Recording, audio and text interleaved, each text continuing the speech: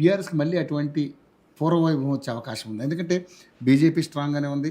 ఇప్పుడు కాంగ్రెస్ కూడా నాకు తెలిసి ఇంకో 2 సంవత్సరాల టైం ఉంది కాబట్టి వీళ్ళు అనుకున్నాయన్ని కూడా ఫుల్ఫిల్ చేసి ఆ ఉద్యోగాలు ఏవో ఒకటి చేయగలిగితే నిజంగా రేవంత్ రెడ్డి గారు అన్నట్టుగా 10 ఏళ్ళు ఆయన అధికారంలోకి వచ్చే అవకాశం ఉండే ఛాన్స్ ఉందనేది కాస్త నమ్మే అవకాశం కనపడుతుంది.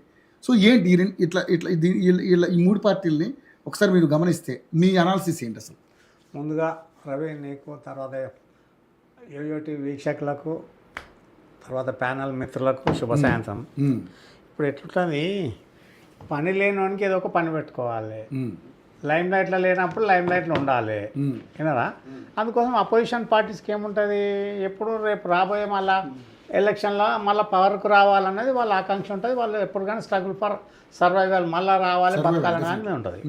ఇక్కడ అన్నిటికంటే మొదలైందంటే ఇప్పుడు బీఆర్ఎస్కు అంట చూడు, గర్కా బేదు లంకాకు జలాయ అని అంటారు కదా, ఇంటి విరోధమే లంకను తగులబెట్టింది. రావణాసురుని సావుకు విభీషణుడే కారణము. మా అన్నగానికి ఇక్కడ బొత్తాలు కొడితే వస్తాడు అని చెప్పింది. ఇక్కడ కవిత ఏదైతే ఉందో బయటకు వచ్చింది. కవిత కేసీఆర్ వేసిన బాణమేం కాదు, విభీషణుడు కాదు నేను చెప్తున్నా.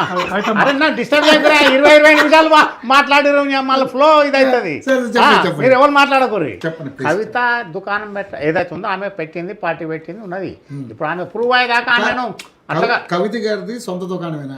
సొంత దుకాణమే. కవిత 100% సొంత దుకాణం పెట్టుకున్నది. ఇప్పుడు లంకలో పుట్టిన రాక్షసులు అని చెప్పిన కదా, ఆ ఇంట్లో అందరూ మహా మేధావులు ఉన్నారు కదా కేసీఆర్ ఖాన్దాన్లా. అందులో ఎవరు తప్పబట్టడానికి లేదు. ఇక్కడ దానికి కారణాలు వేరే ఉన్నాయి, మనం ఇప్పుడు టీవీ డిబేట్లో చెప్పలేము, వినరా? ఆమె ఏదైతుందో పార్టీ పెట్టింది, దానికి ఏదో మొత్తానికి ఉన్నది. ఆమె ప్రయత్నం చేస్తున్నది. ఆమె క్రిమినల్ అని ఇప్పుడు మనం ముద్రేయడానికి లేదు. కేసు నిరూపణ అయితే తప్ప ఆమె క్రిమినల్ కింద లెక్క కాదు. అదే ఇప్పుడు అదే వైఎస్ జగన్ పోయి వచ్చిండు 16 నెలల ఎంతనో 36 కేసులు ఉన్నాయి, లోపలికి పోయి వచ్చింది కదా. రేవంత్ రెడ్డి కూడా లోపలికి పోయి వచ్చిండు ఓటుకున్నట్లా, వినరా? ఇప్పుడు చంద్రబాబు నాయుడు కూడా 51 రోజు పోయిండు. ఏమన్నాడు, బీజేపీలోకి వస్తారంటే అమ్ము ఆయన ఓటుకు కేసులు అడ్డంగా దొరికిపోయి అది ఆయన మాట్లాడాడు. ఏమంటున్నా ఇప్పుడు ఇక డిస్టర్బ్ చేయకూడదు మీరు. రవి, ఇక్కడ భౌతవ్యం చెప్పడానికి ఎవరి చేతిలో లేదు. ఇక్కడ బీఆర్ఎస్ కు పెద్ద దెబ్బ. ఒకటి, కవిత దుకాణం సపరేటు. 2, ముస్లిం ఓట్లు వీళ్ళకి ఓటేయరు. ముస్లిమ్స్ 15% ఖచ్చితంగా కాంగ్రెస్కే ఉంటారు వాళ్ళు. అంతకుముందు క్రైస్తవులు పక్క పెట్టి ఎటానికి తెలియదు. క్రైస్తవులు ఎంత ఉన్నాయి 5% కూడా వెళ్ళారు. అదే మళ్ళీ డిస్టర్బ్ చేయకూడదు మీరు మాట్లాడిన మళ్ళీ రామరెడ్డి రాసుకొని చెప్పాలి. తర్వాత నేను నోరు కూడా చెప్పాలి. అయితే ఇక్కడ కవిత పెట్టింది అదొక గండి పడుతుంది. తర్వాత మొన్నటికి మొన్న పవన్ కళ్యాణ్ వచ్చి దుకాణం పెట్టడానికి చూసిండు. ఎందుకంటే యూత్ ఐకాన్ ఫాలోయింగ్ ఉంటుంది. ఇక్కడ గవర్నమెంట్ డిసైడింగ్ ఫ్యాక్టర్ ఇక్కడ యువజన లెక్క ఉన్నారు. 60% యువకులు ఉన్నారు కాబట్టి 4 కోట్లలో 2,40 మంది మహిళలు, బాలు ఏదైతుందో గర్ల్స్ బాయ్స్ అంతా 18 ఇయర్స్ దాటిన వాళ్ళు, వాళ్ళది మేజర్ రోల్ ఉంటుంది. ఇక్కడ వీళ్ళు ఎప్పుడు ఏదైతుందో మర్చిపోవడానికి అన్నది అంత మర్చిపోతే ఏంటంటే షార్ట్ మెమరీ పోతుంది అన్న దాని మీద వాళ్ళు ఏంటంటే లైమ్ లైట్ ఉండడానికి ఉంటారు. వాళ్ళు కూడా ముందు ఇప్పటి నుంచే దుకాణం పెట్టేది కదా, బస్ యాత్ర పెట్టని పాదయాత్ర అని పబ్లిక్ నమ్మడానికి లేదు. ఇక్కడ కేటగిరీ ఆఫ్ ఓట్స్ ఏంది, ఒకటి రైతులు, పెన్షనర్స్, తర్వాత మిడిల్ క్లాస్ సపరేట్ ఉంటారు, స్టూడెంట్స్, యూత్, ఎంప్లాయీస్ ఉంటారు, తర్వాత ముస్లిమ్స్ ఉంటారు, మైనార్టీస్. తర్వాత ఇక్కడ ఎట్లుంటుంది, ఇక బాగా బలిచినోడు బిలియనర్స్ ఎవడు కూడా ఓటేనికి రాడు, వాళ్ళని లెక్క పెట్టుకోవద్దు. కంపల్సరీ ఓటింగ్ సిస్టమ్ పెట్టినాడు, ఇవి మొత్తం వేస్తారు. అది వరదాకా వాళ్ళైతే వాళ్ళు బయటకు రారు. ఇక మొత్తం సోకాల్డ్ మొత్తం నియో రిచ్ అంతా వాళ్ళు 5% 6% ఉంటారు. ఇక్కడ కవిత పెట్టింది ఏదైతుందో పెద్ద గండి వీళ్ళకు. ఎందుకంటే వీళ్ళు మొన్న 8 ఎంపీ ఎలక్షన్లల్లో, లోక్సభ ఎలక్షన్లలో 8 సీట్లలో వీళ్ళు డిపాజిట్ గల్లంతైంది. 2 బై ఎలక్షన్లు పోయినాయి, 3 ఎమ్మెల్సీలు పోయినాయి, లోకల్ బాడీల్లో కూడా లేదు. వీళ్ళు నేను ఒకటే చెప్పేది, వీళ్ళు ఇప్పటికైనా కేటీఆర్ గమ్మునుండాలి, హరీష్ రావు కూడా నోరు బారేసుకోవచ్చు. ఎంతసేపు అటాక్ చేసుడు మానుకోవాలి. తప్పులు లెక్కబెట్టని, ఇప్పుడు శిశుపాలను తప్పులు లెక్కబెట్టినాడు, 100 తప్పులు 100 తప్పులేదా కాదు, రేపు అధికారం వచ్చారంటే మీకే వస్తాయి కదా. కానీ ఇక్కడ మెయిన్ ఏదైతుందో పబ్లిక్ ఇక్కడ 4 కార్నర్ కాంటెస్ట్ ఉంటుంది, విన్నారా? ఒకటి బీఆర్ఎస్ వస్తుంది, అది రూలింగ్ కాంగ్రెస్ ఉంటుంది, బీఆర్ఎస్ ఉంటుంది, బీజేపీ ఉంటుంది, తర్వాత కవిత పార్టీ కూడా ఉంటుంది. ఎందుకు ఓడిపోవడానికి ఏంది? మొన్న 173 ఓట్లతో గెలిచినాడు. ఎన్ని సిరిసిల్ల కాన్స్టిట్యున్సీ మొత్తం వెల్మలకు కంచికోట హైయెస్ట్ పాపులేషన్ అదే నియోజకవర్గం. వేములవాడ సిరిసిల్ల 2 మొత్తం జనాభా నాది అదే కదా, సిరిసిల్లనే కదా నాది. చెప్తున్నా అక్కడ ఆయన గెలవడానికి ఎవరు కాదు, నేను ఇడికెళ్ళి వ్యాన్ మాట్లాడి పంపిన. విన్నావా? అంత అల్కా కాదు అప్పుడు తెలంగాణ గెలవాలన్న పట్టుదలతోని. మొత్తం నిజాం కాలేజీ ఫస్ట్ మీటింగ్ నా పైసలు అపర్ణ ఎస్ఎస్ రెడ్డి బతుకున్నాడు, అడుగురు చెప్తాడు. డైన్ విత్ ప్రెసిడెంట్ అని కంకుల్ జనార్దన్ రెడ్డి గార్డెన్లో పెడితే 100 టికెట్లు అమ్మించిన 10 లక్షలు ఈఎల్సీలో నేను అడ్మినిస్ట్రేటివ్ ఆఫీసర్గా. వాడు సుదర్శన్ పాప చచ్చిపోయిన చూడరు, ఎక్స్ మినిస్టర్ రామచంద్రరావు కొడుకు, ఆయన సాక్ష్యం ఉండే కూకుట్పల్లి. ఇట్లా ఈయన ఏంటంటే కేటీఆర్ వీళ్ళు ఏంటంటే ఓ గ్రూప్ బ్లడ్, ఏ దొబ్బాలే, బి దొబ్బాలే, ఏబి దొబ్బాలే, ఓ దొబ్బాలే, వీళ్ళు ఇంకోళ్ళకు పనికిరారు. మొట్టమొదట కేసీఆర్కు is not a real broad politician. నువ్వు ఏంది దొంగలను నేను పొట్టు దిక్కున్నా, నువ్వు క్యాబినెట్ మంత్రి ఇచ్చి ఆదరించుకున్నప్పుడు ఇక నీకెక్కడ ఉంటుంది పబ్లిక్లో నైతిక విలువ? అవునా కాదా? నీ అన్న ఉన్న వాళ్ళకి తెలివి లేదా? నీ గెలిచిన వాళ్ళకి అధికారం వాళ్ళకి రాదా? నైతిక విలువ ఎక్కడుంటుందని అన్నారు. సరే ఫస్ట్ 2014లో సరే సపరేట్ అయిన తర్వాత పోటీ చేసినప్పుడు వీళ్ళంతా టీడీపీ నుంచి గెలిచారు. సరే ఆ తర్వాత అందరికి వచ్చారు. మరి రెండోసారి కూడా ఎలక్షన్ జరిగినాయి 2018. మరి అప్పుడు ఎందుకు జనం యాక్సెప్ట్ చేశారు వాళ్ళని? ఎవరైతే టీడీపీ ఏమంటున్నా ఇక్కడ ట్రయాంగులర్ కాంటెస్ట్ లా టీడీపీ అనేది ఉండదు పైసలతోనే. ఇప్పుడు ఏ గుమ్మడి నర్సయ్య ఉన్నాడా, లేకపోతే వావిలాల గోపాలకృష్ణ ఉన్నాడా, లేకపోతే యోగి ఆదిత్యనాథ్ ఉన్నాడా, లేకపోతే నవీన్ పట్నాయక్ ఉన్నాడు? వాళ్ళు ఒక్కొక్కరిని ఎలక్షన్ అఫిడవిట్ తీయరి. ఎక్కడికి వెళ్ళి వచ్చింది? 2001లో, 4లో, 9లో, 14లో, 18లో, 23లో ఎట్లా పెరిగింది? అందరికి పెరగాలి కదా ధనికము. 936 కోట్లు చంద్రబాబు నాయుడు వైట్ ఎక్కడికి వెళ్ళి వస్తుంది? 2.5 ఎకరాల భూమి ఉన్నాడు, ఎన్నేళ్ళు ఉన్నా కానీ గంతగానం వస్తుందా? ఏదో లేనిది అయితే కాదు కదా. పబ్లిక్ అందరు పెరగాలి. నీది బారన రూపాయి పెరిగితే ఇతరులది చారన్న పెరగాలి. ఎక్కడున్నది లేదు. ఇక్కడ వీళ్ళకు సౌదబ్బ ఏదైతుందో బీఆర్ఎస్ అనుకున్నంత ఈజీ కాదు. వీళ్ళకు ముస్లిం మైనార్టీ ఓట్స్ పడయి ఫిక్స్ బాజాప్తా. మా వాళ్ళు శుక్రవారం నమాజ్ నాడు కాంగ్రెస్ ఉన్నదే ముస్లిం కోసము, ముస్లిమ్స్ ఉన్నదే కాంగ్రెస్ కోసము. అయితే రేవంత్ రెడ్డి గారు అన్నది కరెక్టే. అరే 100% వాళ్ళ కోసిన నరన్నరాన కాంగ్రెస్ కోటేస్తారు ఇప్పుడు రేపు నెక్స్ట్ ఎలక్షన్లో. వినరా? వాళ్ళు బీజేపీ బీఆర్ఎస్ ఏముండదు. వాళ్ళు వన్ సైడ్ వార్ ఉంటుంది. వాళ్ళు వీళ్ళకు దిక్కు దీనం ఉన్నది. రైతులు ఒకటి, పెన్షనర్స్ ఒకటి, వాళ్ళు తర్వాత యూత్ ఇవ్వలేరు. యూత్ లేరు వాళ్ళకు. ఇప్పుడున్న నిరుద్యోగులు అరే 9.5 ఏళ్ళలో ఏం చేసిర్రు? ఎన్ని ఉద్యోగాలు ఇచ్చిర్రు? అసెంబ్లీ సాక్షి 1,62,000 ఉద్యోగాలు ఇచ్చారు. డిపార్ట్మెంట్ వైజ్ గా నిన్న రామ్మూర్తి ఇదే డిబేట్ లో డిపార్ట్మెంట్ వైజ్ గా ఏ డిపార్ట్మెంట్ ఎన్ని ఉద్యోగాలు ఇచ్చామనేది 1,60,000. ఒకటి 9 ఏళ్ళ 6 నెలల్లో ఎంతమంది రిటైర్ అయ్యారు? ఎంతమంది రిటైర్ అయ్యారు? ఎన్ని ఇచ్చినావు? నేను రాంబేడ్ నేను మాట్లాడతాను చెప్పక నాకు తెలుసు. ఎంతమంది రిటైర్ అయ్యారు? ఎన్ని ఇచ్చావు? నువ్వు జాబులు అండర్ స్టాఫ్ ఎందుకున్నది? అరే దరిద్రం. నిన్న నేను ఒకటి రిజిస్ట్రేషన్ దేవుని గుడికి ల్యాండ్ అంటే దౌతాద్ మండల్ నేను 40 ఏళ్ళ కింద పనిచేసిన పోతే వాడు 2 పేజీల డాక్యుమెంట్లా వాడి తండ్రికి వారసత్వం వచ్చింది, ఆయన భార్యకి గిఫ్ట్ డీడ్ ఇచ్చిండు, భార్య నుంచి మళ్ళీ ఏమున్నది, అందులో ఎవరు ఉన్నారు క్లెయిమ్ అన్నది డేటా ప్రియాంబుల్ ఉండాలి కదా. అది లేనే లేదు. తీసుకొచ్చి కేసీఆర్ కావడి దుడ్డుకు సూదికి దారం కట్టి కావడి కట్టి ఒకటి సబ్ రిజిస్టార్ మోస్తాడు, ఒక దిక్కు తహసీల్దార్ మోస్తాడు. ఇది వీళ్ళది. దాన్ని వీళ్ళు కంటిన్యూ చేస్తున్నారు. అరే చరిత్ర ఉండాలా ఉండొద్దా? అదే నేను ఏమంటున్నాను ఒకటే, నీకు సబ్ రిజిస్టార్ దగ్గరనేమో మనం తీసుకుపోయిన డాక్యుమెంట్ స్కాన్ చేసుకుంటాడు. అలా నువ్వు పనికిరాని దొంగ కాయిదాలు ఏదో పెట్టేసి చరిత్ర రాకుండా పని చేస్తే ఎట్లుంటుంది? అరే రెవెన్యూలో ఇన్ని సమస్యలు, ఇంత దరిద్రమైన పరిపాలన, నభూతం నా భవిష్యత్తు. రాను రాజుగారు గుర్రం గాడిదైనట్టు మొత్తం రెవెన్యూ వ్యవస్థ పట్టిపోయింది. ప్రజలకు ఇప్పుడు అంతే ఉన్నది. నేనేమంటాను ఒకటి, వీళ్ళకు ఏది అసలు మంత్రి పదవి ఇవ్వాలంటే ఎవడు ఫుల్ టైం పని చేస్తాడు ఉండాలి. గుద్ద బలిచడానికి ఇచ్చి దునియా బిజినెస్ పెట్టుకున్నానికి ఇచ్చి చెప్తున్నా కదా బలిచడానికే. నేను ఏమంటున్నా బలిచడానికే ఇచ్చింది. అరే నీ మంత్రి నీ దాంట్లో కాదు, ఏ పార్టీ అయినా బలిచినవానికే ఇచ్చుడు కాదు. కడుపు మంట మండుతుంది ఎవరికే కానీ. నువ్వు పని చేసడానికి ఇవ్వాలి కదా.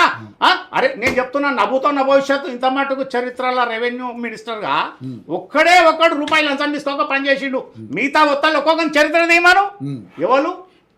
అశోక్ ఆయన ఒక్కడే మొత్తం అఖండ ఆంధ్రప్రదేశ్లో నవ్వుతో నవ్వేసేది ఒకడు రూపాయి లంచం తీసుకోగా పోస్టింగ్ ఇవ్వడం కానీ ఆయన పేషీలో ఈగలు కొడుతుండే ఎవరు పోయినా కానీ చెప్తున్నా కదా అంత స్వచ్ఛందంగా పరిపాలించింది ఆయన ఒక్కడు వీళ్ళు ఒకళ్ళు దీవాను పొంగులేటి శ్రీనివాసరెడ్డికి ఎంత టైం దొరుకుతుంది ఏముంటుంది చుట్టుపక్కల గడ్డివాం దగ్గర కుక్క కావాలి కాస్తున్నారు నీ 22 ఏంది ఎందుకు పెడుతున్నారు ఏమున్నది దాన్ని ప్రశ్నించేటోడు లేకుండా ప్రజా సమస్యలు ఎక్కువైతున్నాయి చాలా ఇంకా కాలే అరే వాళ్ళు 20 నిమిషాలు మాట్లాడారు అరే లేదు నేను 10 నిమిషాలు అయింది 15 నిమిషాలు అయింది నేను టైం చూసుకుంటున్నా అయ్యో ఇంత పెద్ద ఉన్నాయి నా లెటర్ చూసుకో టైం అయితే అరే తొందర ఏముందా సమస్యలు ఉన్నప్పుడు సమస్య అదొకటి ఇప్పుడు రేపు యూత్ ఏంటంటే మోడీ మొన్న ఎట్లయితుందో ఏం లేదు రాదు పీకదు డిపాజిట్ రాదు అనుకున్న వాళ్ళకు 8 ఎంపీ సీట్లు ఇచ్చారు 8 ఎమ్మెల్యేలు ఇచ్చారు 3 ఎమ్మెల్సీలు ఇచ్చారు ఇక్కడ ఎప్పుడు పోటీ చేసినా సక్సెస్ రేట్ వాళ్ళ అప్కమింగ్ నేనేమంటున్నా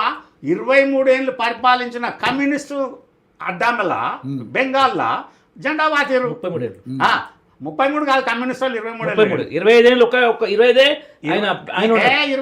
25 జ్యోతి బస్ 22 ఏళ్ళు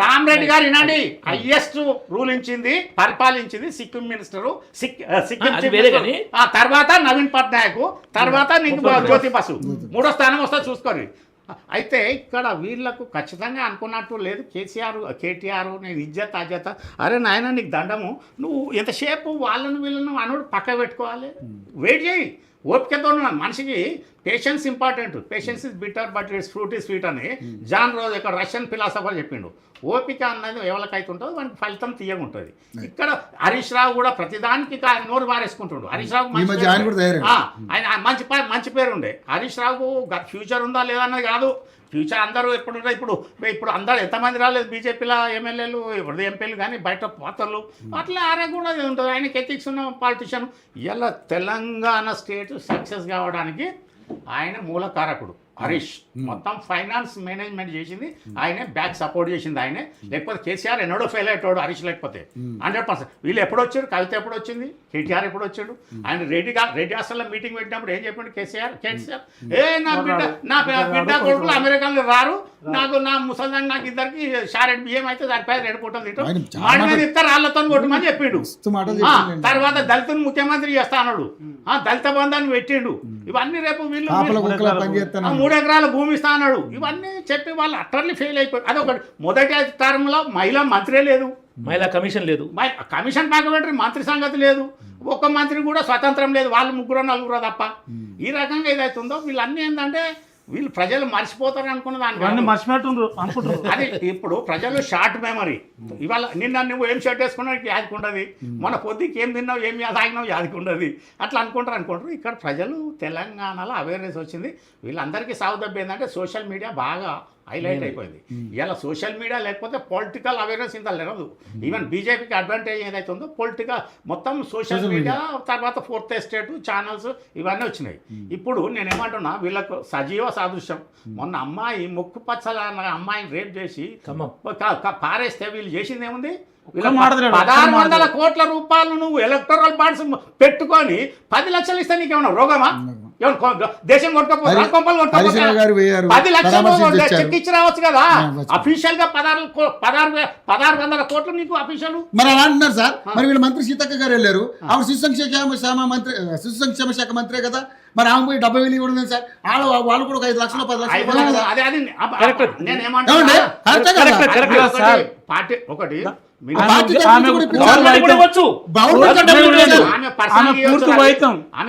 పూర్తి రక్షణ వైద్యం మొత్తం మనం ఇస్తున్నాం చూడండి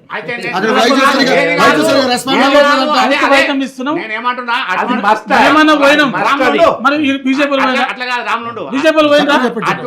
అయితే యూపీలో ఈ పాటికి ఎన్కౌంటర్ అయిపోతుండే అట్లా రేపు చేసి యూపీలో ఎన్కౌంటర్ అయిపోడు ఇక్కడ ఇది ఎంత దారుణము అదే ఇంతకుముందు వాడు పాపం వెటర్నరీ డాక్టర్ను శంషాబాద్ కాడ ఎత్తుకపోయి రేపు చేస్తే సజ్జనారు ప్రియాంక రెడ్డిని వేసి పడేయాలి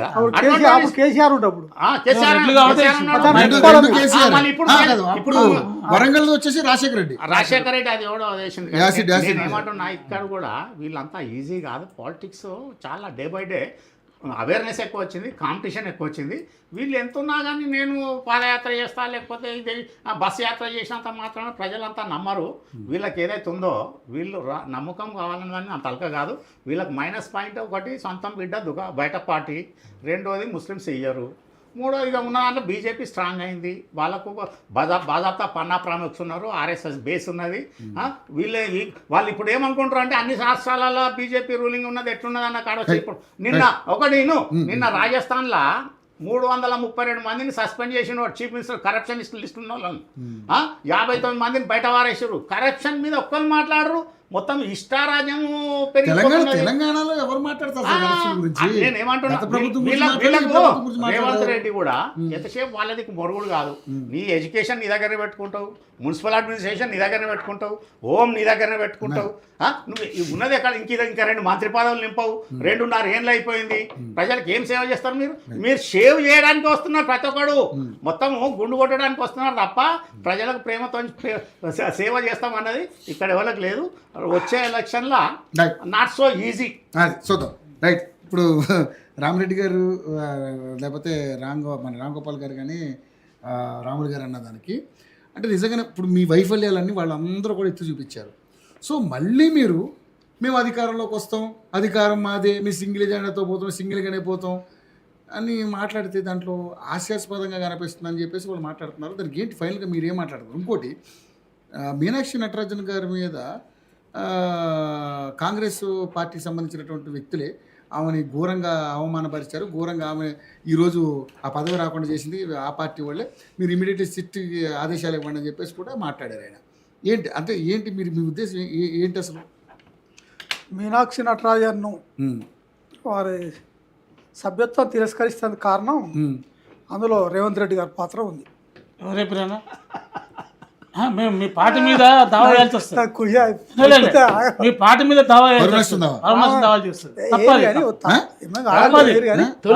చెప్పిండు వీడియో అట్లా కాదు, మీ పార్టీ మీద పర్మిషన్ దావా తెలుగు తెలియని ఆరోపణ చేయదు. నేను చెప్తాను చెప్పారు కదా, దాని నిర్ధారణ కాంగ్రెస్ మద్దతు